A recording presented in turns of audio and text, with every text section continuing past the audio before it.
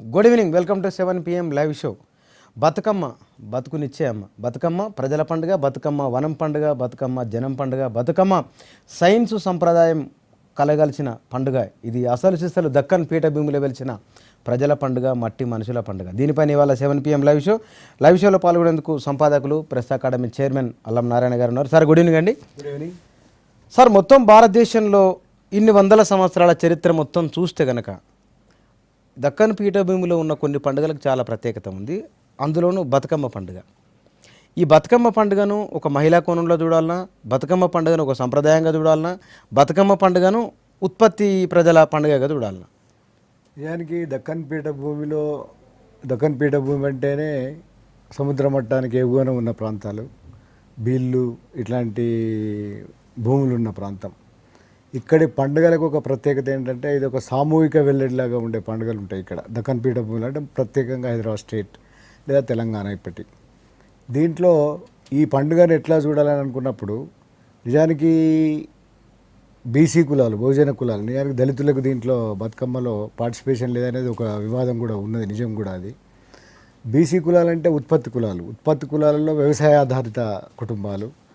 ఈ కుటుంబాలు నిర్వహించే ఒక పూలవనం, పూల జాతర నిజానికి బతుకమ్మ పండుగ సారాంశం. దీంట్లో చాలా కోణాలు ఉన్నాయి.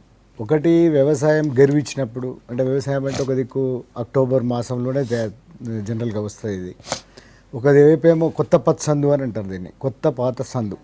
ఒకటి అక్టోబర్ నెల. ఈ అక్టోబర్ నెలలో వ్యవసాయ పనులన్నీ కొంచెం వెనుకంజబట్టడం, అయిపోవడం, నాట్లేయడం, కలుపులు తీసే కాలం రావడం. మరోవైపు చలికాలం ప్రవేశానికి ఒక మార్గం ఏర్పడడం. ఈ రెండింటి సందులో వచ్చేదే బతుకమ్మ పండుగ. వాతావరణ పరంగా గెరువిచ్చడం అని అంటారు. గెరువు అంటే ఒక వాతావరణం, ఆహ్లాదకరమైన వాతావరణం ఉంటుంది. వర్షాలన్నీ అయిపోయిన తర్వాత వచ్చే అంటే చెరువులన్నీ డిబ్బిసలాడుతుంటాయి. వెదర్ కూడా మంచిగా ఉంటుంది, వెదర్ మంచిగా ఉంటుంది, పచ్చగా ఉంటుంది ఎక్కడ చూసినా. అట్లాగే ఏదైతే నేను మొదలైనా అంటే భౌగోళికంగా దక్కన్ పీఠభూమిలో ఉండే భూముల లక్షణం అంటే బీళ్ళు ఎక్కువ. ఈ బీళ్ళు సారవంతమైన భూములు, సమశీతోష్ణ స్థితి అనేది ఇంకో అంశం అది. కానీ బీళ్ళల్లో పూసే తంగేళ్ళు ముఖ్యంగా, బతుకమ్మ గురించి అనేక పూల గురించి చెప్తాం కానీ తంగేడు పూలు ప్రధానమైనవి, గునుగు పూలు ప్రధానమైనవి. ఈ గునుగు తంగేడు పూల ఉత్సవంగా కూడా దీన్ని మనం మాట్లాడుకోవచ్చు. అట్లా చూసినప్పుడు ఏంటంటే ఒకటి, ఇక్కడున్న భౌగోళిక స్థితిగతులకు అనుగుణంగా వచ్చిన ఒక పండుగ. దీంట్లో మళ్ళీ చూసుకున్నప్పుడు కుటుంబ సంబంధాల పండుగ. కుటుంబ సంబంధాలు అనుచానంగా వస్తున్న లేదా వారసత్వంగా వస్తున్న కుటుంబ సంబంధాలను నిలుపుకోవడం కూడా ఈ పండుగలో మనం చూడవచ్చు. ఎందుకంటే ఆడబిడ్డల పండుగ. ఆడబిడ్డలను ఇంటికి పిలుచుకొచ్చుకొని, తోలుకొచ్చుకొని వాళ్ళని చీర సార పెట్టి గౌరవించి పంపే పండుగ కూడా. తర్వాత ఎక్కడున్నా కూడా తెలంగాణ పల్లెల్లో ఈ బతుకమ్మ పండుగకు మాత్రం ఇంటికి వస్తారు. ఈ ఇంటికి వచ్చే సంప్రదాయము, బతుకమ్మ ఆడబిడ్డలను గౌరవించుకోవడం సంప్రదాయంగా కూడా దీన్ని చూడవచ్చు. సాంప్రదాయబద్ధంగా ఇవాళ చరిత్రలో లేదా వాళ్ళు చెప్తున్న ఇంకా అంటే గౌరమ్మ పూజలు, తర్వాత ఎట్లా వచ్చింది బతుకమ్మ, ఈ బతుకమ్మ పుట్టుకైంది, ఇట్లాంటివన్నీ కథలు కూడా దీనిలో కథలు ఉన్నాయి. దీంట్లో ఇంకోటి సార్, మహిళా కేంద్రంగా బతుకమ్మ ఆడేవాళ్ళే మహిళలే, బతుకమ్మను చేసేవాళ్ళే మహిళలే, పూజించే దేవత మహిళనే. అంటే ఇది ఏ యాంగిల్లో దీన్ని అర్థం చేసుకోవాలి? అది ముఖ్యమైన. దీంట్లో బతుకమ్మ అనేది మహిళల పండుగ, మహిళల ఆత్మగౌరవానికి, గౌరవానికి సంబంధించిన పండుగ. తర్వాత అస్తిత్వ ఉద్యమాల్లో ఇది ఎట్లా టర్న్ అయిందనేది వేరే చర్చ. కానీ ముందు అసలు ఇట్లాంటి పండుగ ఇంకొకటి లేదు. దీనికి సరిసమానమైన పండుగ అంటే వేరే చోట్ల వేరే రూపాలలో ఏదైనా ఉండొచ్చు. కానీ ఇట్లా మహిళలే మొత్తంగా నిర్వహించే ఒక పండుగ బతుకమ్మ పండుగ. అంటే మహిళలు అంటే ఆడబిడ్డల్ని పిలుచుకోవడం అనేది మొట్టమొదటిది.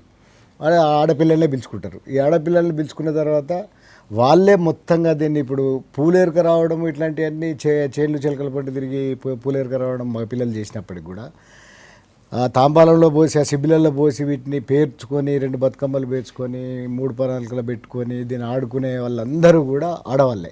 ఇది పూర్తిగా ఆడవాళ్ళ పండుగలాగా చెప్పొచ్చు మనం. అంటే ఆడవాళ్ళ పండుగ అనే దాంట్లో మళ్ళా మనం కొంచెం చూస్తే ఈ 9 రోజులు మొత్తం పల్లెలలో ఎక్కడైనా బతుకమ్మ ఆడే చోట ఆడవాళ్ళు స్వేచ్ఛగా తిరగడము, ఒక గుంపు కూడడము, సామూహికంగా తమ కష్ట సుఖాలు వాడుకోవడం. మీరు బతుకమ్మ పాటలలో మనం బాగా పరిశీలిస్తే ఒకటి, ఈ ఆడబిడ్డల్ని తీసుకొచ్చుకోవడం ఇట్లాంటి వాటి మీద పాటలు ఉంటాయి. 2, వాళ్ళ జీవన కష్టాల మీద పాటలు ఉంటాయి. నిజానికి బతుకమ్మ పాటలలో మౌఖిక సాహిత్యం ఎక్కువ. అంటే మనం అనుకునే రికార్డెడ్ సాహిత్యం అంటూ ఏమీ లేదు బతుకమ్మ సాహిత్యంలో, చాలా తక్కువ రికార్డ్ చేసినారు. ఇప్పుడు వచ్చినాయి కొన్ని, ఏదో బతుకమ్మ పాటలు అని ఎట్లా వచ్చినాయి. కానీ సందర్భానుసారంగా అప్పటికప్పుడు కైగట్టి పాటలే బతుకమ్మ పాటలలో ఎక్కువ. ఎందుకంటే ఒకటే పోడి ఉయ్యాలో అనే ఒక మకుటంతో సాగే పాటలన్నీ కూడా. వీటిలల్లో కొన్ని చోట్ల పల్లెలలో బాగా ఉధృతంగా బతుకమ్మలు ఆడుతున్న కాలాలలో చూస్తే జాము పొంటే అంటారు కదా, ఒక జాము పాటు ఈ పాట పాడుతూనే ఉంటారు. ఈ పాటలలో కష్టం పాడుతుంటారు, సుఖం పాడుతుంటారు, ఆడబిడ్డ కష్టం పాడుతుంటారు, అత్తగారింటి కాడ కష్టం పాడుతుంటారు, మామ మీద పాడుతుంటారు, అత్త మీద పాడుతుంటారు, కష్టాలన్నీ ప్రవహిస్తాయి. అట్లాగే ఇక అంతే మహిళలు తమను తాము వెల్లడి చేసుకోవడం అనేది కూడా ఈ బతుకమ్మ లక్షణంగా మనం చెప్పుకోవచ్చు. Right sir. మనతో పాటు లైవ్లో జాయిన్ అవుతున్నారు కరీంనగర్ జిల్లా నుంచి సుజాత గారు, డాక్టర్ సుజాత, ప్రొఫెసర్ సుజాత గారు. గుడ్ ఈవినింగ్ అండి. గుడ్ ఈవినింగ్ అండి, నమస్తే. బతుకమ్మ శుభాకాంక్షలు. సంతోషం మీకు కూడా, మా తెలంగాణ ఆడబిడ్డలందరికీ థ్యాంక్ యూ మీ అందరికీ బతుకమ్మ శుభాకాంక్షలు అండి. థ్యాంక్ యూ మేడం గారు. బతుకమ్మ పండుగ మన తెలంగాణ ప్రాంతం పైన ఇక్కడ వివిధ రాజుల పరిపాలన ఉన్నది, అప్పుడు బతుకమ్మ ఉంది. తెలంగాణ ప్రాంతంలో కమ్యూనిస్టుల ప్రాబల్యం ఉంది, అప్పుడు బతుకమ్మ ఉంది.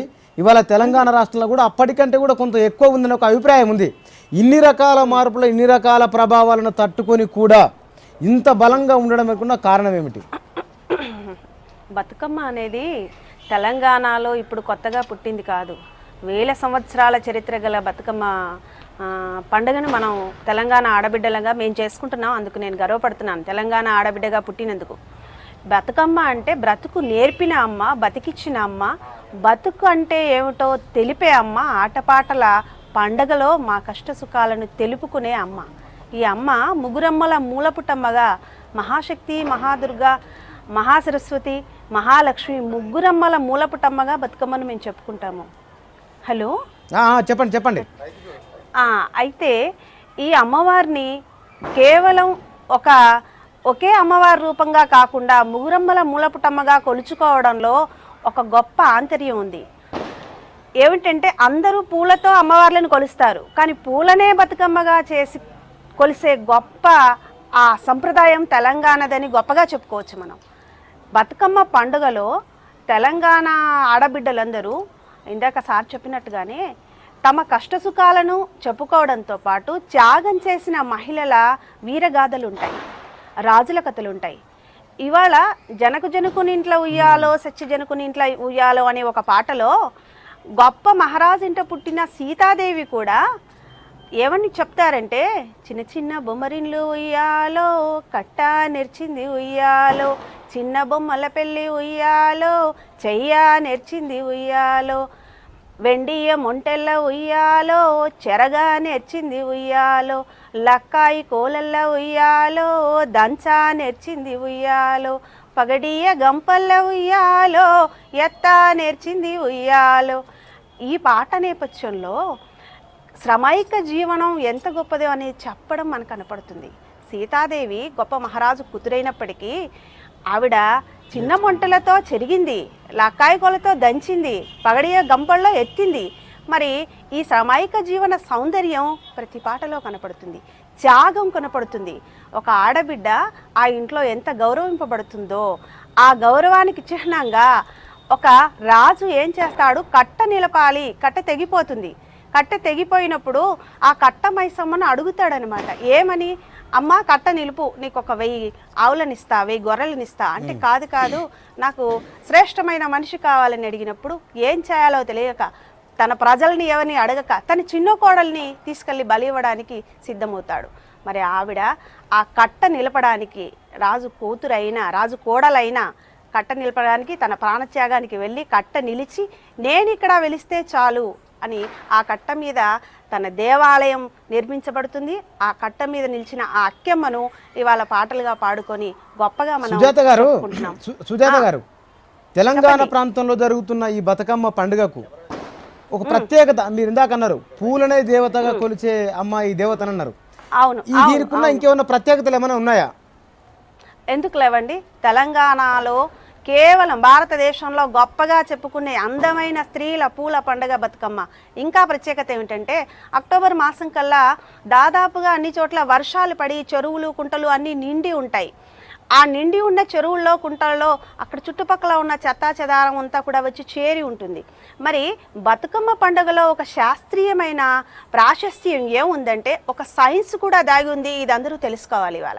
ఏమిటా సైన్స్ అంటే బతుకమ్మకు వాడే పువ్వులు కేవలం గునుగు, తంగేడు పూలు, గుమ్మడి ఆకులు, ఇంకా అన్ని రకాల పూలు, కట్ల పూలు, పొన్నగంటి పూలు, ఇంకా మిగతా పూలు, కలువ పూలు అన్నీ పెడతాం. కానీ ఈ పూలకి ప్రత్యేకంగా నీటిని శుభ్రపరిచే గుణం ఉంది. కాబట్టి ఈ పూలతో పెంచిన బతుకమ్మలను చెరువులలో నిమజ్జనం చేయడం వల్ల, అంపడం వల్ల బతుకమ్మ బతుకమ్మ నిద్రవో బొట్టమ్మ నిద్రవో అమ్మ అని తర్వాత ఆ అమ్మని తీసుకెళ్ళి చెరువులో నిమజ్జనం చేయడం వల్ల ఆ చెరువులోని నీరంతా శుభ్రపడిపోతుంది. ఆ శుభ్రమైన నీరు గ్రామీణ ప్రాంతాల వాళ్ళు, ఆ చెరువు చుట్టుపక్కల ఉన్న వాళ్ళు అనేక అవసరాలకు వాడుకుంటారు. కాబట్టి ఈ బతుకమ్మలో అంతఃసూత్రంగా పర్యావరణ పరిరక్షణ కూడా ఉంది. ఇది మనం తెలుసుకోవాలి. ఈ సంప్రదాయంలో భాగంగా మనల్ని మనం బ్రతికించుకుంటున్నాం, మన పర్యావరణాన్ని బ్రతికించుకుంటున్నాం, మన బ్రతుకులను బ్రతికించుకుంటున్నాం. అందుకే బతుకమ్మ బ్రతికించిన అమ్మ, బ్రతుకు నేర్చే అమ్మ అని నేను చెప్తాను. ఓకే సుజాత గారు, సార్ మనం తెలంగాణ ప్రాంతంలో ఉన్న ఏ పండుగను తీసుకున్నా సరే కాకతీయుల కూడా దగ్గరికి వెళ్ళి ఆగుతాం. రుద్రమదేవి కాలం నుంచి బోనాలు వచ్చినాయి, కాకతీయుల కాలం నుంచే బతుకమ్మ పండుగ వచ్చిందని ఒక చర్చ అయితే ఉంది. అది వాస్తవమా కాదా తెలియదు, కానీ ఎందుకోసం అని అటువైపు వెళ్తున్నాం మనం? కాకతీయ అంటే ఇప్పుడు ఇక్కడ ఒక సమస్య ఉంది. నిజాం కాలంలో కూడా తెలంగాణలో ఆడినారు, అదేం లేదు. కానీ మన చరిత్రలకు సంబంధించిన కొంచెం దాన్ని ఏమంటే ఒక ప్రత్యేకత.